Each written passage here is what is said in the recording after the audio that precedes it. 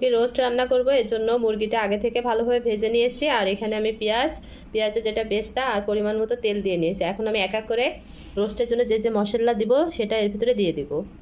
এখানে আমি টক দই দিচ্ছি, আর যদি বাসায় টক দই না থাকে তাহলে আপনারা লেবুর রস অথবা তেঁতুল অ্যাড করতে পারেন। পরিমাণ মতো লবণ, লাগলে আরও দিব। হচ্ছে রোস্টের মশলা বাটা, রসুন বাটা। এখানে এই যে আমি একটু জিরা আর একটু ধনিয়া গুঁড়ো দিয়ে দিব, দিয়ে দিয়েছি। এখন দিয়ে দেব ধনিয়া, আর এখন দিয়ে দেব আলু বোখারা। পরিমাণ মতন পানি দিবেন, যতটুকু আপনার প্রয়োজন।